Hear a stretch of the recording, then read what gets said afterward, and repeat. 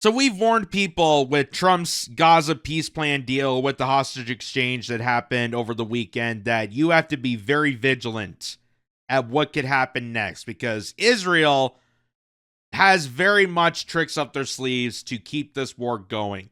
And just like every other peace deal, every other ceasefire agreement that has been placed on the table, there's usually some sort of commotion, some sort of nefarious plot, some sort of false flag that keeps the war going. And for someone like Benjamin Netanyahu, who is not only a convict of international crimes and war crimes that are recognized by the UN, he is also convicted of state crimes within the nation of Israel. So he wants to keep this war going as much as possible, much like a lot of people want to keep this war going for the Greater Israeli Project. And look and behold, as we confirmed, Israel officials are openly saying they plan to resume attacks on Gaza.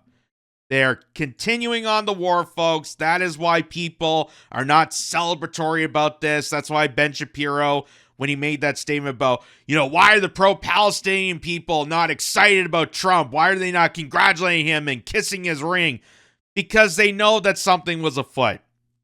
They know that this was theatrical. They know that something was going to play out, that Israelis, especially the officials, the very, very staunch Zionist psychopaths, they're not going to fold. They're not going to cave. They're not going to, go into the demands of someone like Donald Trump. And they have bought out Donald Trump. They have bought out a lot of the U.S. representation in the White House to keep this war going. And we know that this was more so than the hostages. This had more to do with the Greater Israeli Project than it would October 7th. And having the hostages, return back home, yes, it is a very sentimental moment and very sigh of relief for people. But we knew that the war was not ending. We knew that this is going to continue on with or without the hostage exchange. So it had nothing to do with returning back people, as it is just continuing on the devastation towards Palestinian people. So here, Caitlin Johnstone talks about this. I'm just going to read some of it here, where it says Israelis' top officials are openly declaring that they intend to terminate the Gaza ceasefire after they get their hostages back. Defense Minister Israeli Kitz posted a tweet in Hebrew, which machine translates as follows. And here's the tweet here that I got here. So this is the defense minister. After the hostage deal went forward, they returned back home.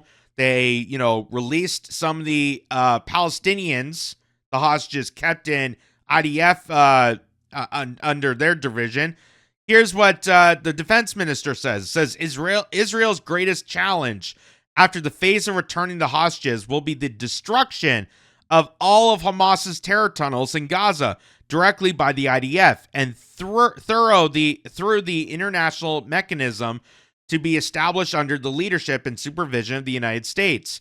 This is the primary significance of implementing the agreed-upon principle of demilitarizing Gaza and neutralizing Hamas of its weapons. I've instructed the IDF to prepare for carrying out the mission. So, I thought it was about returning the hostages.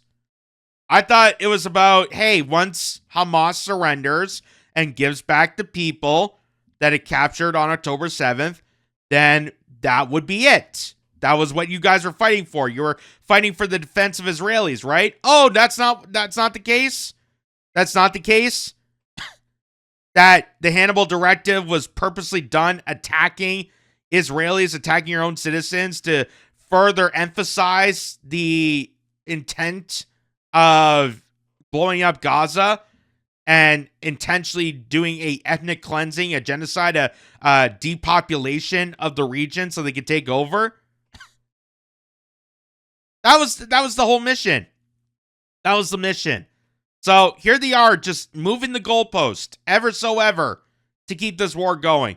They told you for a long time that was about the hostages. Now you had the opportunity to bring back the hostages. We just saw and witnessed a lot of, celebratory congratulations. People were happy and excited to see their loved ones back at home. They're retrieving the dead bodies from the wreckage and rubble. They're trying to further this exchange, and it's not enough for them. It's not enough for them. They want to keep this war going as long as it takes. ladies and gentlemen. Hamas has not agreed to any demilitarization or destruction of its tunnels. There is no way to demilitarize Gaza and neutralize Hamas of its weapons against their will without continued warfare, something Israel has demonstrated it cannot do without killing shocking number of civilians. And just to remind people, Hamas was a creation of Israel. Hamas was ordered, they got money and weaponry from Netanyahu and the Kitz government. They purposely funneled money to this terrorist group that they're fighting so that Hamas could destabilize Palestinian resistance, because there was a non-militarized PLO, the Palestinian Liberation Organization, that was trying to protect Palestinians, that was trying to liberate them from the tranche and tyranny of the IDF, from the militarization occupation of IDF soldiers. And they wanted to eradicate that, so they manufactured a terrorist group to go after the PLO. Much similar to how Hillary Clinton admitted that America funded the Mujahideen that later became Al-Qaeda and ISIS so they can destabilize Middle Eastern territories so that they can go and do warfare over there. Very, very similar setups. I wonder why we're such great allies. Makes me wonder why. Katz's comments echoed the public statements of Prime Minister Netanyahu, who said in a televised speech on Friday that Hamas will be disarmed and Gaza will be demilitarized, and that if Hamas doesn't disarm voluntarily, it will be achieved the hard way. In another statement, Netanyahu said, "We have achieved tremendous victories, but the campaign is not over. Part of our enemies are trying to recover." Israeli outlet Ynet reports that Israel is planning to resume its blockade and prevent reconstruction if all the bodies of the deceased captives are not returned. While Israel already knows that Hamas probably won't be able to locate all the bodies of the deceased Israeli captives due to the intensity of the Israeli bombing campaign over the last 2 years. It's complete rubble.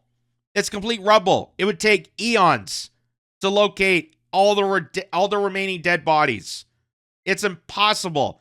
And considering the fact that IDF soldiers have been doing double taps on people, that's the military directive where you don't just kill the person that you killed, but you go after the journalist, you go after the medic, you go after somebody that's trying to rescue that dead body. That's what a double tap is, and that's what they're doing. So, of course, they know that Hamas is not going to live up to that agreement. That's why Hamas is telling them that, no, we're not going to be able to retrieve the dead bodies. And it gives Israel the ability to continue on the genocide. So they did this intentionally. They did it intentionally. And why they're calling this a campaign, I have no idea. This is not a political movement. It's not like they're, going door to door, knocking on doors, campaigning for bombing. They're just doing it. They're doing it. And Israelis are not in favor of it.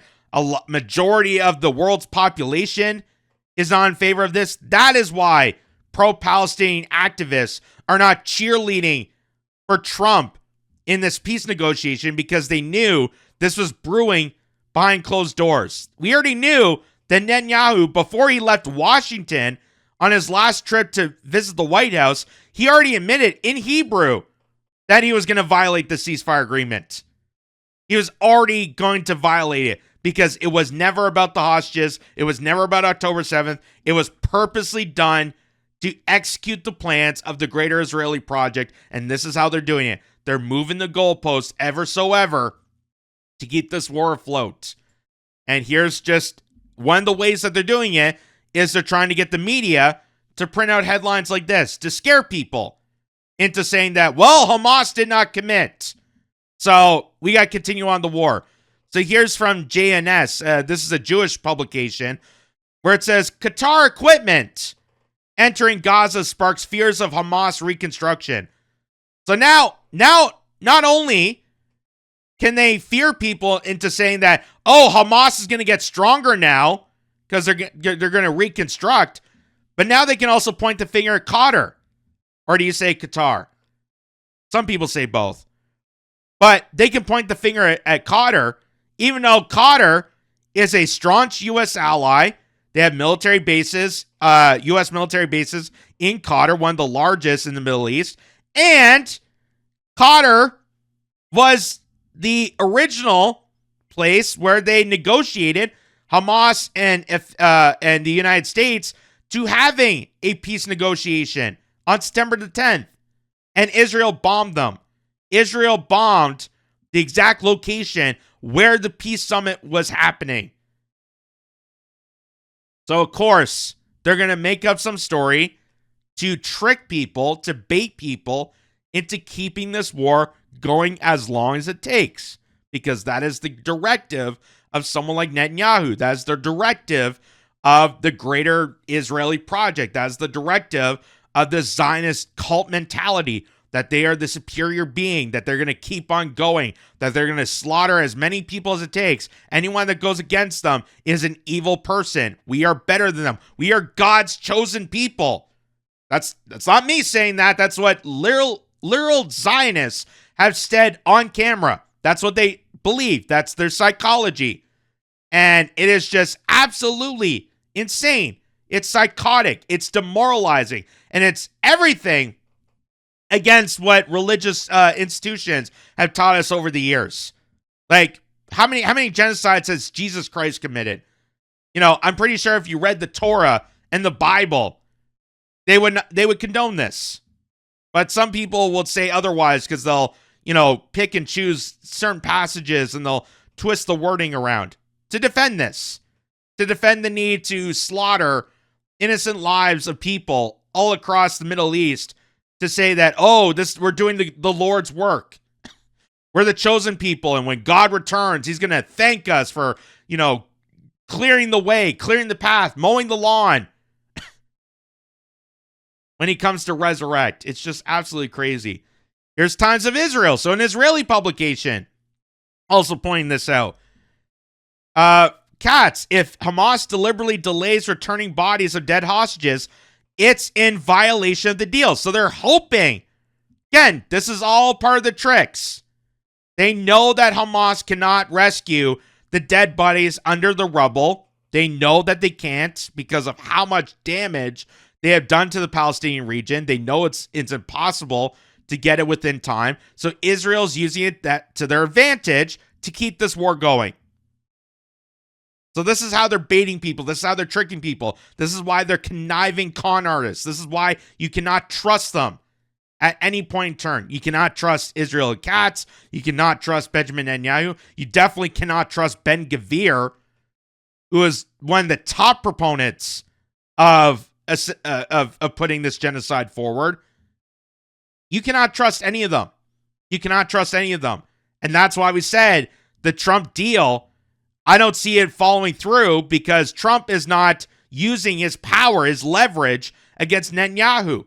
He could easily wrap this up. He can easily come to a peace agreement if he says that if Netanyahu does not agree to the terms and tries to find a way to violate it, he'll cut off the funding.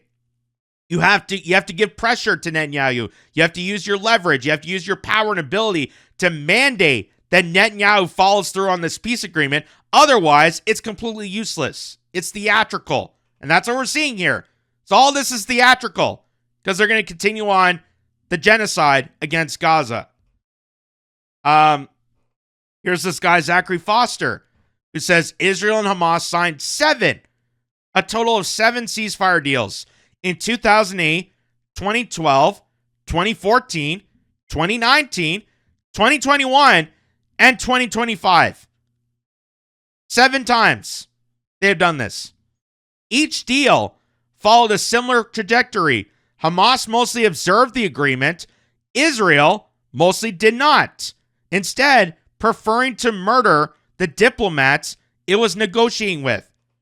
So just like we saw with Qatar, how there was a peace agreement, instead of Israel coming to terms and saying, hey, we're going to rescue the hostages, we're going to come to this peace agreement and do the exchange earlier, Israel bombed Qatar. They went deliberately after the diplomats that were negotiating a peace deal. Why? Because they don't want peace. They don't want this to end. They don't want the war to end. They rather have the hostages in captivity so that it gives them the leverage and excuse to keep this going. So now the hostages are free and things are, looking good. That now, okay, Israeli hostages are back. They gave back some of the Palestinians. So what else is there? Why would they keep this war going? Well, now they got the excuse. Well, Hamas didn't rescue the dead bodies. So they're just going to keep this going as long as it takes. They're going to violate the agreement just as we predicted. And that is why people are not cheering up and down for this. That's why so many people are not rushing to, kiss the hand of Trump, because Trump is not using his leverage to go after a nefarious beast like Netanyahu. Here's from antiwar.com. Netanyahu intends to sabotage Gaza's ceasefire deal. That was from February 9th.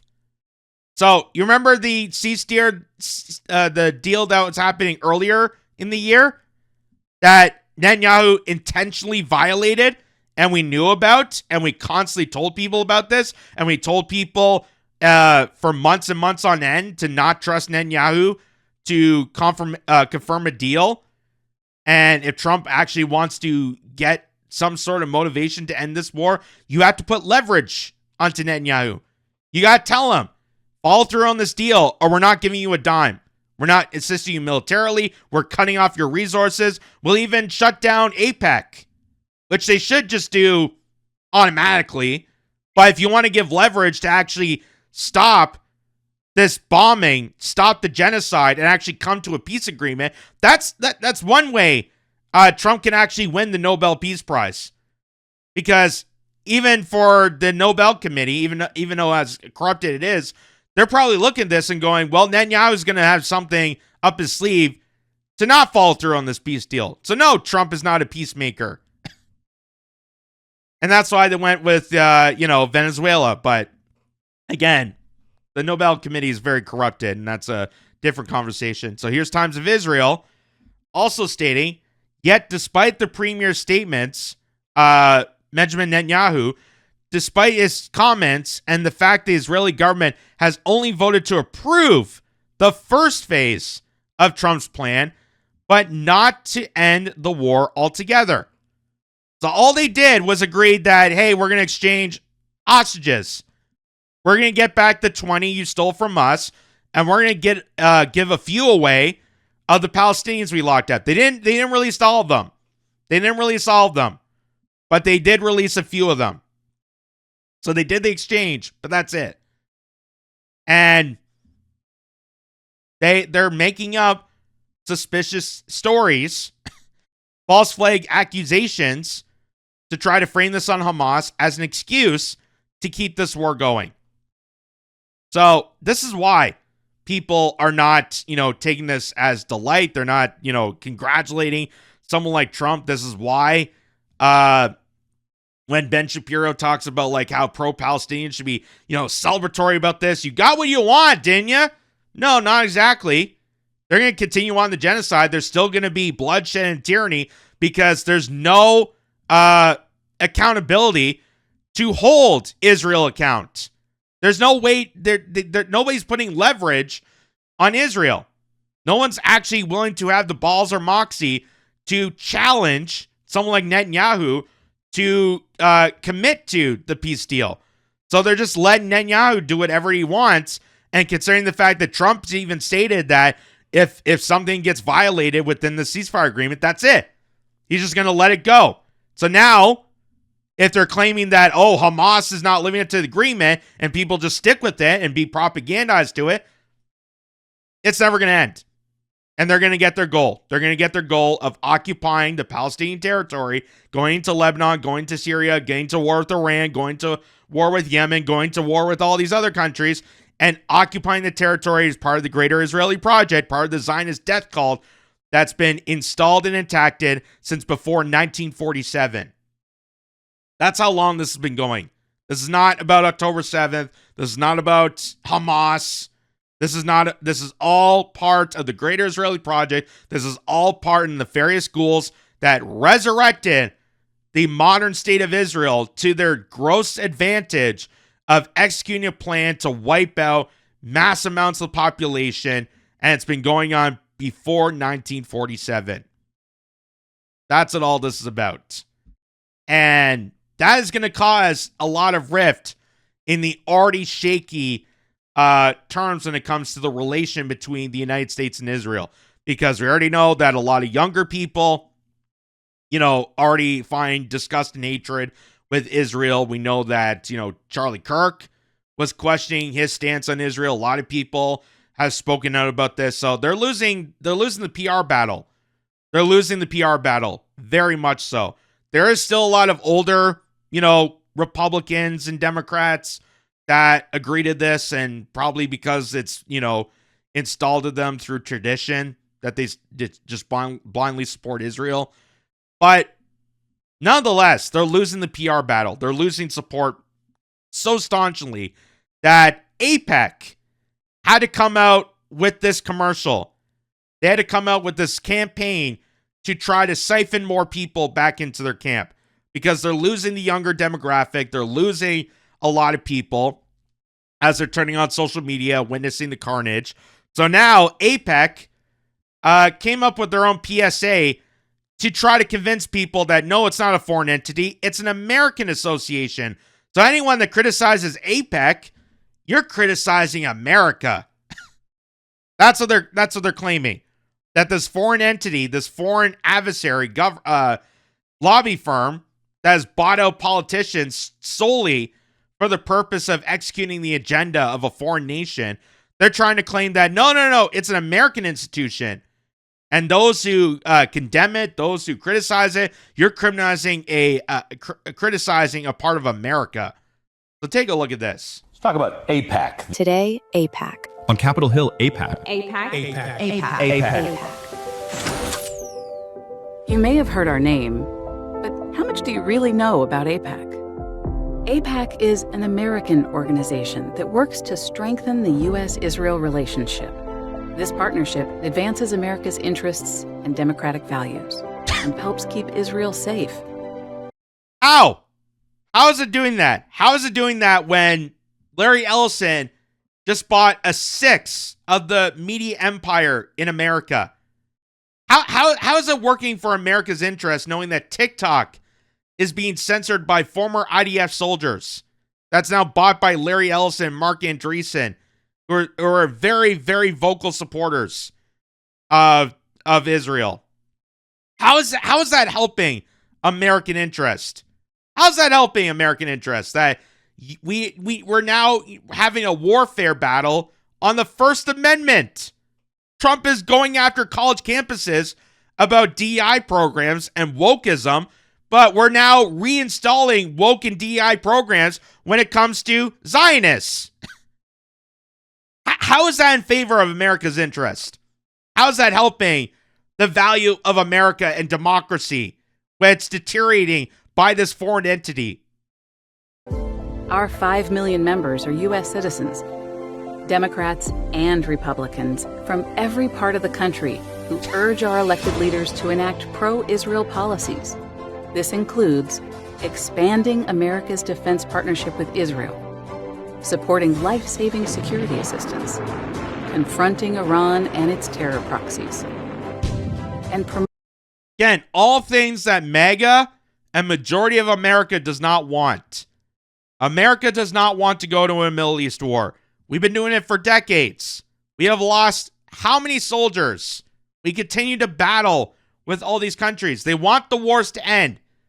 This is the exact opposite of America's interests. It's in the interest of the billionaire class. It's in the interest of the war machine. It's in the interest of American politicians who stock in on defense contracts and do it secretly like Ro Khanna. Even the so-called phony progressives like AOC that claim to be anti-war, that claim to, be defiant against Israel, but then turn the blind cheek when it comes to sending them more money. They're all a bunch of frauds. They're all a bunch of frauds because they're bought and paid for. They are, no better way to say it, they're whores to the establishment. They're sold out to their pimps of lobby firms like AIPAC to be the little whores, the little darlings that go on television and demonize you to support Israel. Because if you don't support Israel, you don't apparently support America. That's what they're trying to claim in this PSA. You're not supporting American interests. Really? You mean how they're not supporting American interests, like making sure farms are secure, making sure that industries don't plummet, making inflation, cost of living decrease? Why are they not talking about those interests? That'd be very valuable for America. But no, it's about defense. It's about security. It's about the military contractors. It's about having this staunch partnership that, you know, the great relationship between Israel and America. One blackmails another, and then the other shares information and secrets and gets the billionaires to buy up the media to propagandize and fear people. That's such a great partnership. Promoting peace and normalization. Being pro-Israel is good policy, and AIPAC members make sure it's good politics, too. We raise money to help elect pro-Israel candidates for Congress from both parties. And we take the political fight to our opponents, helping defeat anti-Israel candidates running for the House or Senate. AIPAC is leading the fight in Washington to secure the future of the U.S.-Israel relationship. The actions of pro-Israel Americans today will help determine the future of this bond and the fate of both countries. So that's their little PSA they put together, that if you defy against AIPAC, you're defying against America, and you're not anti-American. You love this country. If you love this country, you will surrender your will to this foreign adversary group. Imagine if this was a pro-Arab coalition, or pro-Russia, or pro-China. Imagine if it was one of them, pro-India. Just insert any country outside of Israel. People will be going nuts. People will be going crazy. But, you know, it's AIPAC, so shut the hell up, get into line, and if you say anything, you're an anti-Semite. And we have to do something about you. Which, I gotta say, you know, Candace Owens and Theo Vaughn and people have already discussed it. I've already said, too, I have no intent to self-harm myself, and if something does happen to me, it is not on me. It is not on me. I can't believe we have to have this disclaimer in so-called free democracy, but given the state of affairs, you know, you have to be vocal about this. You have to point this out. And, you know, one of the people that was actually vocal about criticizing AIPAC, not including, you know, JFK, we know what happened with that. He was the kind of last person to make it mainstream, and then, you know, that incident in Dallas. Here's Richard Nixon, of all people. Richard Nixon spoke highly against AIPAC. And he's about to, in this interview here, explain in detail how this lobby group is actually defiant against American interests. That they are not your friend. They are not your ally. That they are a selfish bunch purposely designed to manipulate people to think that they're working in partnership with American interests, but they're not. They're there for their own selfish interests, and they're using Americans as proxy to keep their agenda afloat, like the Greater Israeli Project, like genocide with Gaza, like getting to war with Iran, just like getting to war with Iraq, getting to war with Syria, getting to war with Libya. You realize Netanyahu, back in the early 2000s, made it to Congress and informed the politicians in the White House, these are the countries we need to invade. And he said that 9/11 was in his best interest. That's what Netanyahu said. So here's Richard Nixon pointing this out. This is back in, I think, 1973, I think he stated this. Let me explain something about what is called the Jewish lobby in this country. Their belief is that being for Israel first, that does not mean you're putting America second. An American president, however, has to approach it in a different way, in my opinion. He's got always to think first of what is best for America. An American president must make a decision that does not, in effect, give the Israelis a blank check. And one example of that is a decision that I made. I decided early on in our administration that we were going to seek good relations with Egypt and others of Israel's neighbors. Many of my Israeli friends didn't like that because they wanted a special relationship with Israel and Israel only. So that was Richard Nixon saying that you got to put America's interests, America first, ahead of any other foreign nation. That includes AIPAC. That includes Israel. And some have speculated that that could have been what triggered the Watergate scandal. That having this conversation, having this motion to talk about Israel and the quote unquote Jewish lobby, meaning AIPAC, that was controversial back in the day, that revealed a lot of things, and they couldn't have a president, someone in public figure, specter, to talk about that. So they came up with a scandal. They tried to oust him on that. That is just a speculation that people have had. And again, what America's interest is not having more war. That's why they voted for Donald Trump. They voted Donald Trump because he campaigned on wrapping up the wars. He campaigned on releasing the Epstein files. He campaigned on, being America first, restoring freedom of speech, restoring the First Amendment, going back to, the fundamental foundations of what make America great again. And now we're months into his presidency, his second term, and it's the exact opposite. It's the exact opposite. He's violating the First Amendment. He's cracking down on people. He, restricted DEI policies when it came to Black and LGBTQ people, but he's okay with it when it comes to Zionists and Jewish students. Like, it's just the absolute opposite of what he campaigned on. He's refusing to give up the Epstein data.